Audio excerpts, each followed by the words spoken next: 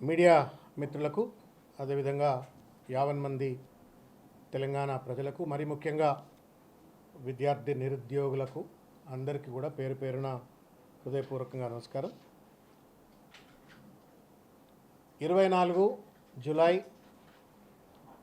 2026 సంవత్సరం అంటే రేపు ఒక ప్రాముఖ్యత కలిగినటువంటి ఒక దినం.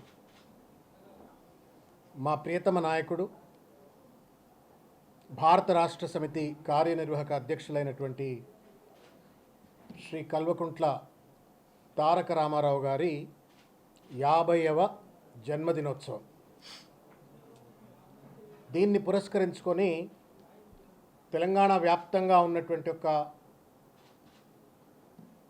గ్రేటర్ హైదరాబాద్లో ఉన్నటువంటి ఒక 50 మంది విద్యార్థి నిరుద్యోగులు, టీఆర్ఎస్ పార్టీ కార్యకర్తలు, ఆయన అభిమానులు, రాజకీయాలకు అతీతంగా వారంటే ప్రేమించేటువంటి ఒక వాళ్ళందరూ కూడా పెద్ద ఎత్తున వారి యొక్క జన్మదినాన్ని సంబరంగా చేసుకోవాలని చెప్పని సమాయత్తమవుతున్నట్టు తరుణంలో వారు ఇవాళ మార్నింగ్ మా అందరికీ ఒక సమాచారం పంపించిండ్రు. కొంతమందితో మాట్లాడారు, నాతో కూడా మాట్లాడారు. అన్న, నేను రేపు పుట్టినరోజు కాదు మనది, it's not a birthday, it's a fighting day. మనము ఇందిరా పార్క్ దగ్గర భారత రాష్ట్ర సమితి విద్యార్థి విభాగం నేతృత్వంలో ఢిల్లీలో జరిగినటువంటి ఒక అత్యంత పాశవికమైనటువంటి ఒక పోలీస్ దమనకాండకు, ప్రభుత్వ లాఠీచార్జీలకు నిరసనగా విద్యార్థి నిరుద్యోగులకు అండగా ఉండేందుకోసం అని చెప్పని నిరసన సభలో పాల్గొంటాను. నేను నాకు సంబరాలు కాదు, విద్యార్థి నిరుద్యోగుల పక్షాన సంఘర్షణకు నేను సిద్ధము అని చెప్పని కేటీఆర్ గారు ఈరోజు మాట్లాడటం జరిగింది. ఆ నేపథ్యంలో ఈరోజు ఈ పత్రికా సమావేశాన్ని నిర్వహిస్తూ ఉన్నాం. పెద్ద ఎత్తున చీమల దండు లెక్క తెలంగాణ వ్యాప్తంగా ఉన్న, మరీ ముఖ్యంగా గ్రేటర్ హైదరాబాద్లో ఉన్నటువంటి ఒక విద్యార్థి నిరుద్యోగులందరూ కూడా, యువజనులందరూ కూడా పెద్ద ఎత్తున ఈ నిరసన కార్యక్రమంలో భాగస్వామ్యమై దున్నపోతు మీద నీళ్లు పడ్డట్టు వ్యవహరిస్తున్నటువంటి ఒక కేంద్ర రాష్ట్ర ప్రభుత్వాల యొక్క విద్యార్థి నిరుద్యోగ యువజన వ్యతిరేక విధానాలను ఎండగట్టేందుకోసం అని చెప్పని, ముఖ్యంగా నీట్ పరీక్ష విషయంలో జరుగుతున్నటువంటి ఒక పోరాటానికి సంఘీభావం తెలడం కోసం అని చెప్పని పెద్ద ఎత్తున భాగస్వాములు కావాలని చెప్పని ఈరోజు పెద్దలు మా సీనియర్ లెజిస్లేటర్ వివేకానంద్ గారు, తర్వాత మరో సీనియర్ లెజిస్లేటర్ అయినటువంటి ఒక షమీపూర్ రాజు గారు, మేమందరం కూడా పార్టీ పక్షాన ఈరోజు మేము విజ్ఞప్తి చేస్తూ ఉన్నాము మొత్తం విద్యార్థి నిరుద్యోగ యువజనులందరికీ కూడా. కేటీఆర్ గారు గత 2 సంవత్సరాలుగా కనుక చూసినట్లయితే పెద్ద ఎత్తున రాష్ట్రంలో ఉన్నటువంటి ఒక యువజనులకు, నిరుద్యోగులకు అండగా ఉంటూ అనేక పోరాటాలు, ఉద్యమాలకు పిలుపునిచ్చిండ్రు. ప్రత్యక్షంగా పరోక్షంగా పోరాటాల్లో భాగస్వాములమైనరు.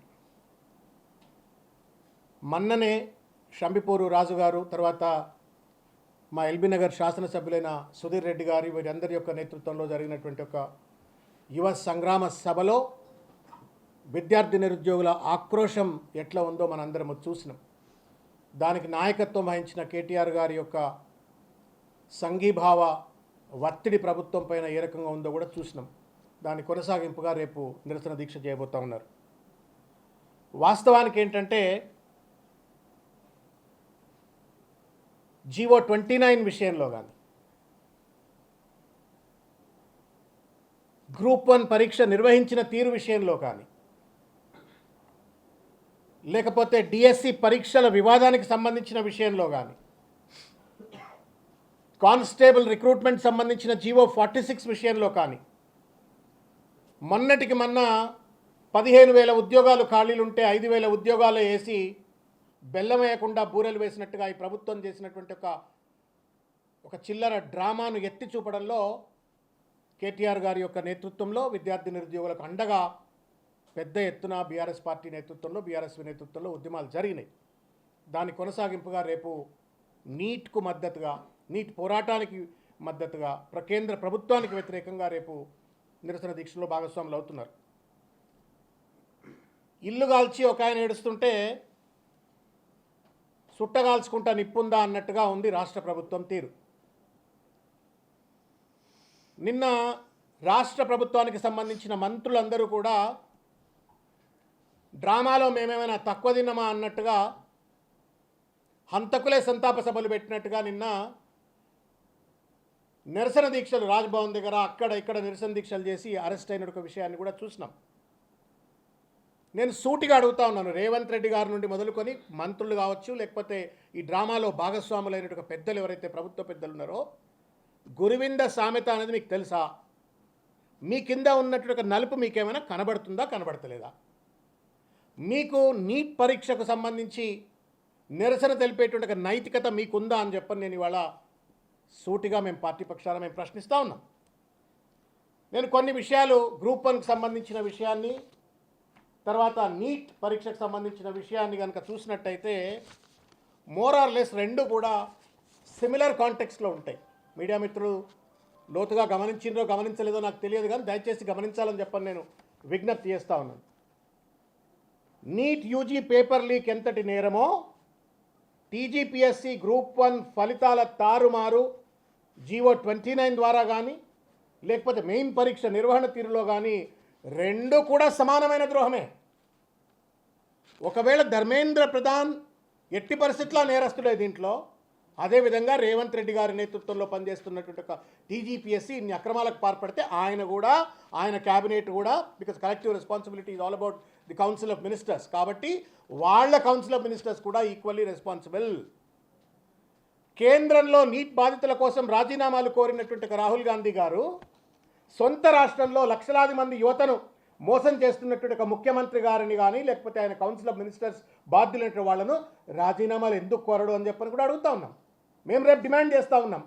నీట్ పక్షాన పెద్ద ఎత్తున ఇంకా ప్రత్యక్ష పోరాటాలు చేస్తాము, రాజీనామా కోరుతాము. అదేవిధంగా మరి గ్రూప్ 1 బాధితుల పక్షాన రేవంత్ రెడ్డి గారు మౌనం వహిస్తూ ఉంటే, వారికి నిరసనను కూడా అణచివేతకు గురి చేస్తూ ఉంటే ఏ కారణం చేత రాహుల్ గాంధీ గారు అడగరని చెప్పని మేము మాట్లాడుతూ ఉన్నాం. ఇంకొక విషయం ఏంటంటే, నేను గ్రూప్ 1 విషయానికి సంబంధించి మరొకసారి చెప్పదలుచుకున్నాను. ఎందుకంటే రాత్ గయా బాత్ గయా హో జాతా హై, మీడియా में इतने सारे न्यूज़ आते हैं, ప్రజలకు కూడా రకరకాలు చూసి మర్చిపోతారు, గుర్తు చేయాల్సిన అవసరం ఉందని చెప్పని నేను మీడియాకు, తర్వాత ప్రజలకు కూడా గుర్తు చేయాల్సిన అవసరం ఉందని చెప్పని ఈ సందర్భంగా చెప్తా ఉన్నాను. ఒక ల్యాండ్ మార్క్ జడ్జిమెంట్ ఇచ్చిండ్రు జస్టిస్ రాజేశ్వరరావు గారు.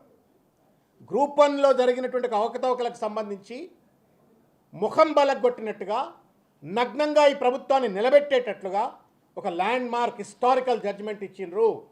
మొత్తం జీవో 29 తప్పని చెప్పని, మెయిన్ పరీక్ష నిర్వహించడం తప్పని చెప్పని ల్యాండ్ మార్క్ జడ్జిమెంట్ ఇచ్చిండ్రు. జీవో 29 ద్వారా అప్పటిదాకా కేసీఆర్ గారి నేతృత్వంలో వచ్చినటువంటి ఒక జీవో 55ను పక్కన పెట్టి జీవో 29 పట్టుకొచ్చి, తద్వారా రాష్ట్రంలో ఉన్న బీసీలను, ఎస్సీలను, ఎస్టీలను, మైనారిటీలను గొంతులు కోసిపడేసి ఒక అన్సైంటిఫిక్గా, ఇల్లీగల్గా మెరిట్ లిస్టులు తయారు చేసేసి జీవో 29 ఒక నిరంకుశ హిట్లర్ లెక్క నిరుద్యోగ విద్యార్థులపైన రాస్తే కోర్టు దాకా పోయినాం, కొట్లాడినాం.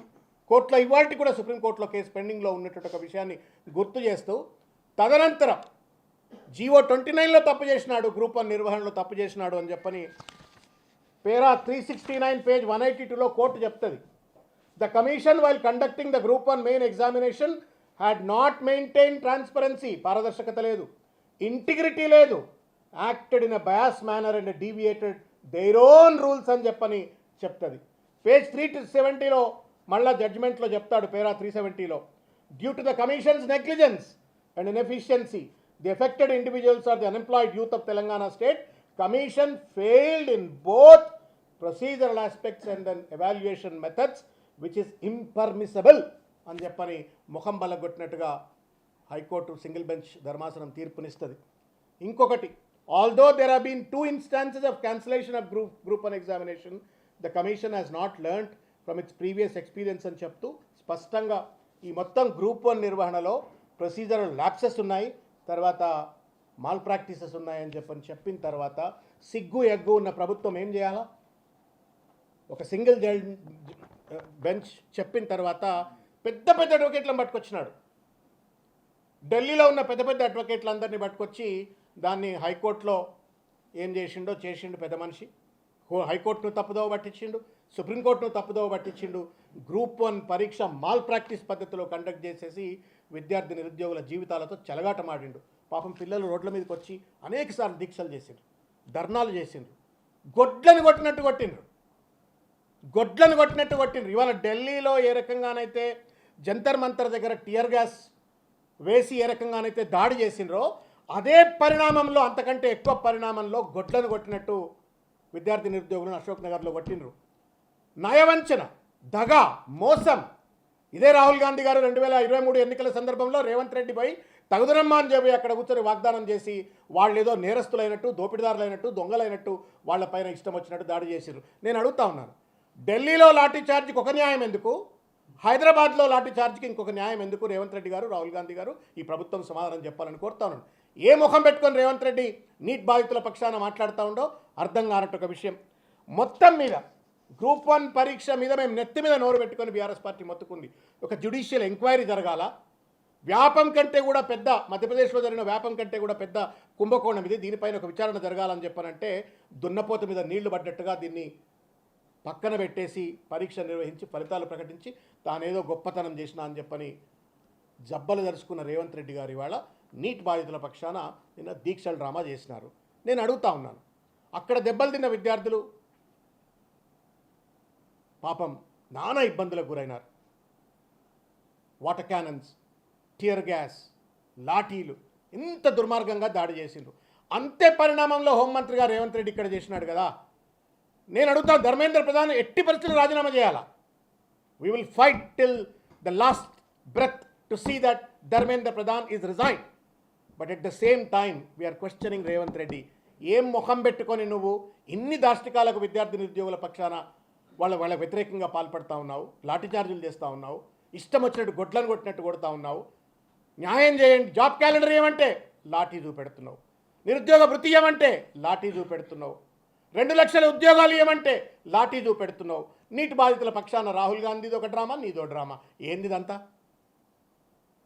డ్రామా? ఎందుకంటున్నా అంటే న్యాయం ఎక్కడికైనా ఒక చట్టం కానీ న్యాయం కానీ ఢిల్లీకి ఒక న్యాయం, హైదరాబాద్కి ఒక న్యాయం ఉండకూడదు కదా. కాబట్టి ఇవన్నీ కూడా తప్పనిసరిగా ప్రజల ముందు లేవనెత్తామని చెప్పని ఈ సందర్భంగా తెలియజేస్తూ, అమిత్ ప్రధాన్, ధర్మేంద్ర ప్రధాన్ రాజీనామా చేయాలా, రేవంత్ రెడ్డి కూడా రాజీనామా చేయాలా. సిగ్గు ఎగ్గుంటే, మానవత్వం ఉంటే, నైతికత ఉంటే, ఇచ్చిన వాగ్దానం కనుక అమలు చేయాలంటే ఒక చిత్తశుద్ధి ఉంటే, వాళ్ళ ఓట్లతోటే నేను అధికారంకి వచ్చినా అని చెప్పాను కనుక ఏమాత్రమైన రేవంత్ రెడ్డి గారికి ఆయన కౌన్సిల్ ఆఫ్ మినిస్టర్స్కి ఉన్నట్టయితే రాజీనామా అన్నా చేయండి, చేసిన తప్పునన్నా ఒప్పుకోండి. మళ్ళా in future that kind of mistakes should not happen అని చెప్పని సిస్టమేటిక్ ఇంటర్వెన్షన్స్ అన్న పట్టుకురండి. ఏమీ లేకుండా డ్రామాలు చేస్తూ ఉండు. ఈ డ్రామా కొనసాగింపు మేము మీడియా వాళ్ళని వినమని చెప్పిన ఒక విషయం చెప్తా ఉన్నా.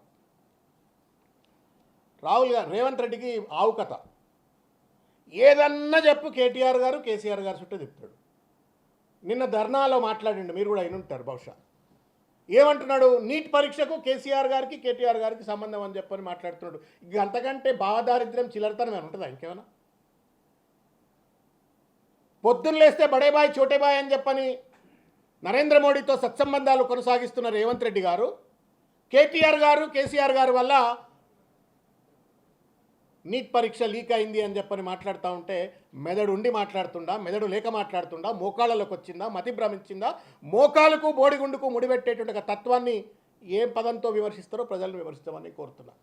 నీకు దమ్మెందుకు లేదు ధర్మేంద్ర ప్రధాన్ విమర్శించేందుకు? నీకు దమ్మెందుకు లేదు అమిత్ షాను విమర్శించేందుకు? నీకు దమ్మెందుకు లేదు నరేంద్ర మోడీని విమర్శించేందుకు? అక్కడ పోయి కూడా పాపం ఢిల్లీలో ఎక్కడో జరిగినట్టుగా నీట్ పరీక్షకు కేసీఆర్కు కేటీఆర్కు లింక్ పెడుతున్నావు అంటే what kind of I mean mental bankruptcy is this? ఏం మెంటల్ బ్యాంక్రప్సీ ఇది? నువ్వు గ్రూప్ 1 పరీక్ష నిర్వహించావు, జియో 29 నాశనం చేస్తావు, జియో 46 నాశనం చేస్తావు, పిల్లల జీవితాలతో చెలగాట మాడతావు, గొడ్లను కొట్టినట్టు కొడతావు. పేపర్ లీక్ ఎక్కడో జరిగినటువంటి ఒక పేపర్ లీక్ను తీసుకొచ్చి గురువింద సామెతను మర్చిపోయి ఇవాళ కేసీఆర్ గారికి కేటీఆర్ గారికి లింక్ పెట్టేటువంటి రీతిలో మాట్లాడుతూ ఉండి ఇది ఎంతవరకు న్యాయం? నేను చూసిన Rahul Gandhi garu, Dharmendra Pradhan should resign because he has indulged in the leak. Fine. Revanth Reddy also should resign because he has misconducted the Group 1 exam. Amit Shah should resign because of the lathi charge. Idi Rahul Gandhi garu maatladinru. But why not Revanth Reddy resign andi? Because of the lathi charges that have happened on Telangana people. Telangana vidyarthulu manushulu gara? Vallayana godla? దెబ్బలు తినడానికే పుట్టినరా? రేవంత్ రెడ్డి పదగట్టాల కింద, police పదగట్టాల కింద అణచివేత గురి కావడం కోసం పుట్టినరా? ఇంత దుర్మార్గంగా ఈ ప్రభుత్వం వ్యవహరిస్తూ సినిమా ఫక్కీలో నాటకాలు ఆడుతూ నరేంద్ర మోడీతో నయవంచనతో లోపాయకారి ఒప్పందాలు నెరుపుకుంటూ విద్యార్థులపై దాష్టికాలకు పాల్పడుతున్న రేవంత్ రెడ్డి గారి ప్రభుత్వాన్ని రేపు తప్పనిసరిగా ఒక పక్కన ధర్మేంద్ర ప్రధాన్, అమిత్ షా చేసిన దాష్టికాన్ని ఎండగడతాం,